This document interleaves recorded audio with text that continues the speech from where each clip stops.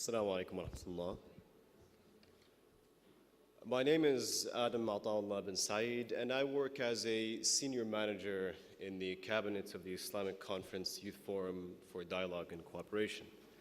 We are co-organizers of this week's event, the Fez Youth Capital for 2017.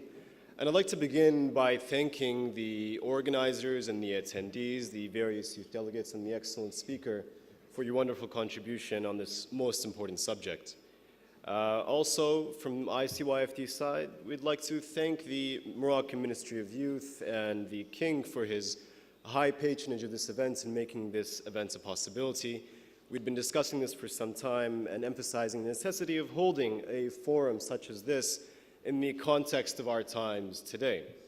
Now, it's no surprise to all of us that we live in times of conflict and times of increasing securitization and radicalism.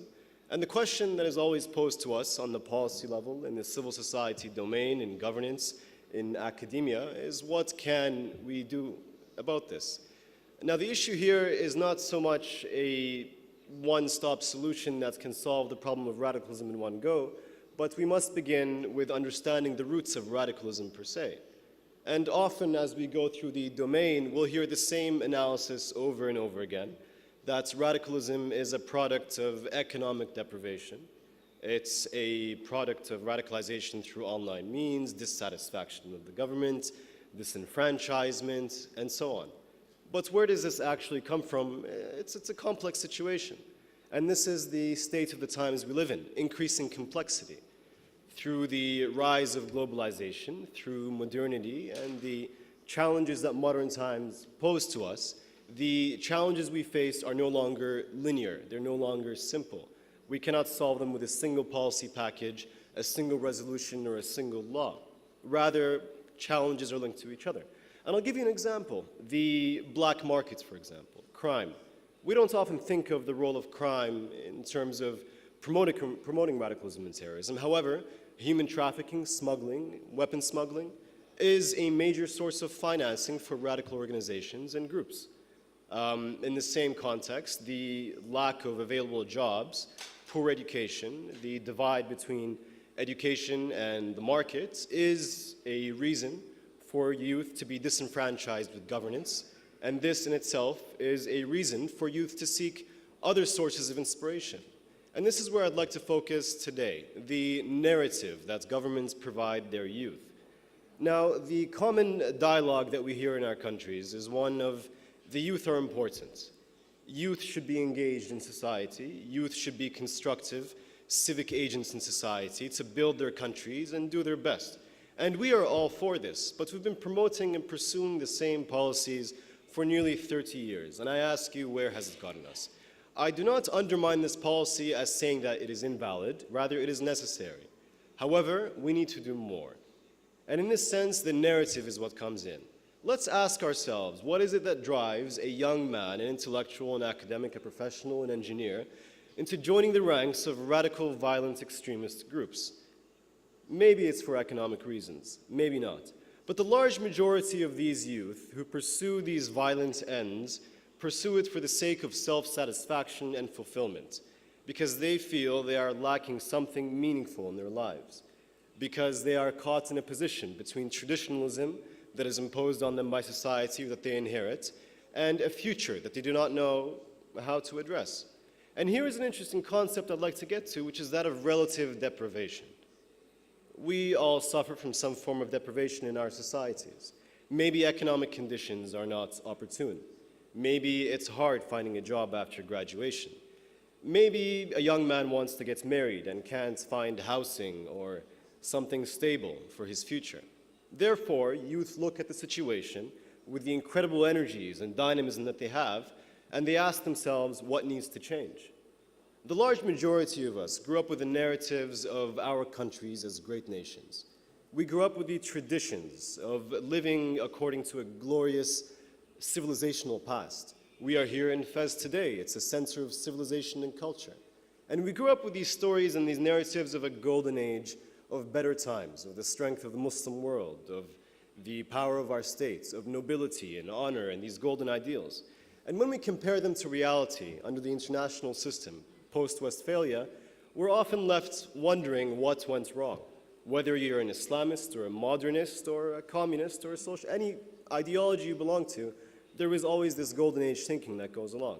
And I argue that this is perhaps more effective or more strongly felt in our Middle Eastern countries for the reason that we have a very strong cultural memory. And I urge you to compare, discuss with your European friends or elsewhere, and ask them about events of World War II or the past. For us, for example, the Nakba of Palestine, the colonization of Morocco and Algeria, are very recent items in our historical cultural memory. We live in history. Literature and poetry revives it. We hear the stories from our parents and through the media in a way that is unique to our region, and we must take this into consideration if we are to prevent radicalization. Going back to the point of the narrative, however, what are we offered to balance the narratives of the past?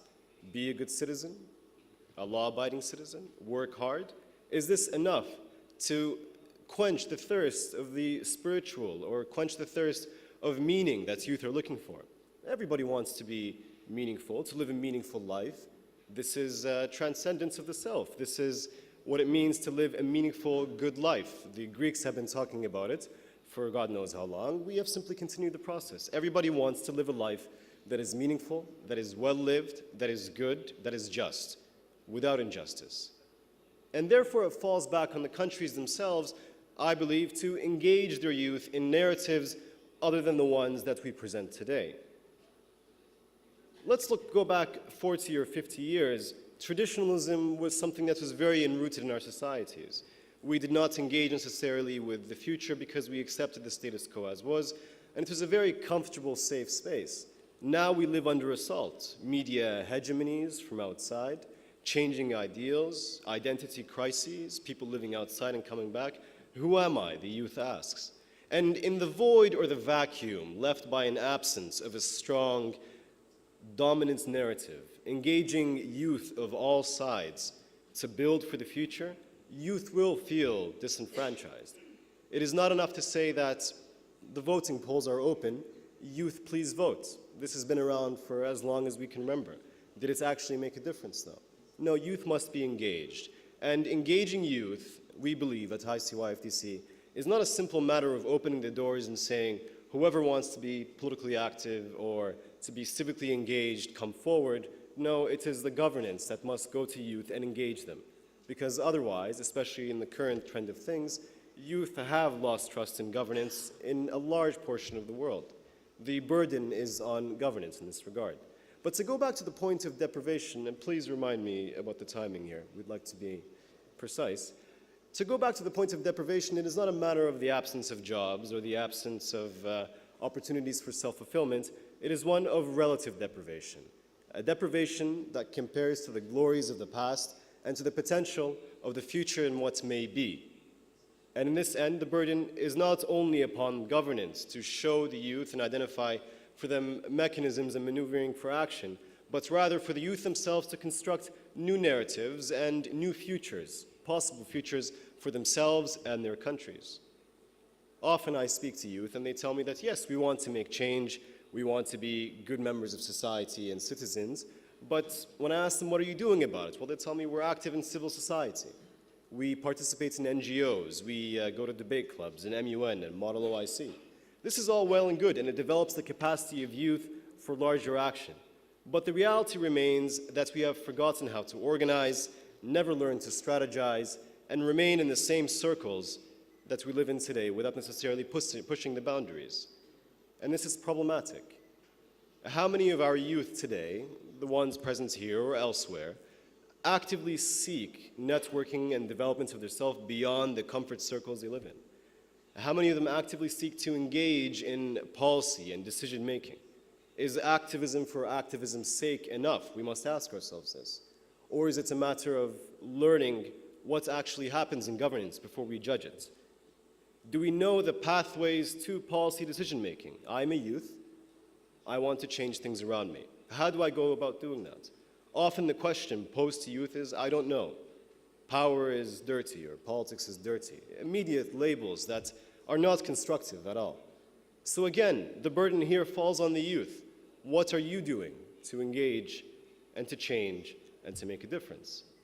And we must also look to tradition in this. As we engage with modernity and these changing times, we must not forget who we are. This is critical. In 20 to 30 years from now, many of you, for example, are the youth here, and the gentlemen, ladies and gentlemen here, we are engaging with different cultural values, changing norms, and trying to adapt between our own codes of being and the ones we are exposed to or presented with. Where will our countries be in 20 to 30 years from now? Think of this, your children and their grandchildren. What values will they hold? There is a decline in moral decay, you might call, the rise of crime. But who are we in the end of the day, without passing moral judgments on any of this? This is a question that has to be raised now and then. Do we have modern, traditional identities, fusions of both, that are capable of navigating the conditions and future? This is something that we do not pay attention to. We simply live life day by day without engaging with them necessarily. In terms of policy, however, I do feel that youth have potential. It does not take long for youth put in a situation of policy and decision-making to actually make a difference. They pick it up very quickly.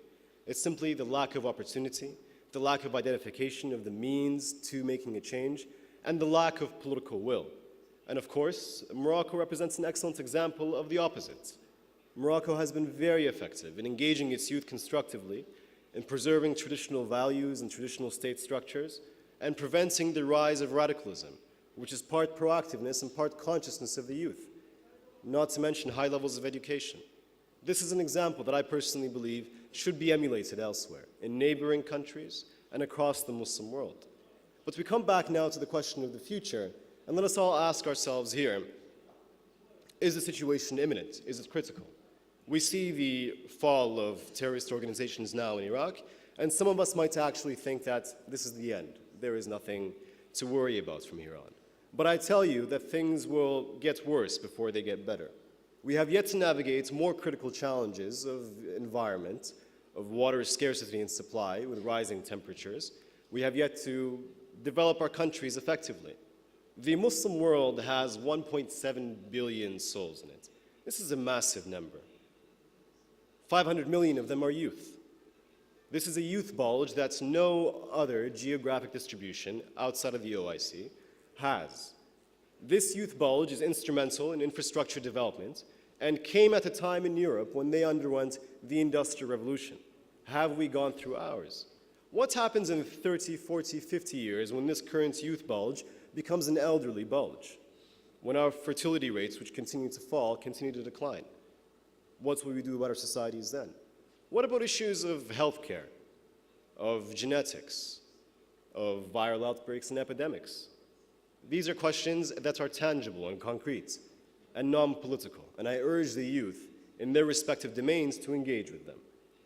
For this reason, the issue of political participation is not a political one, and this is something that youth often conflate or they stay away from for this reason.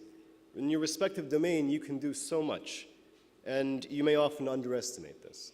So I urge you all, youth, educators, leaders, civil society actors here, to engage the youth in constructive narratives that change the traditional narratives we have inherited, whether post-colonial, ideological, or cultural, in a way that looks towards the future, is positive, is hopeful, and there is much to be hopeful for, given the capacities that we have in us.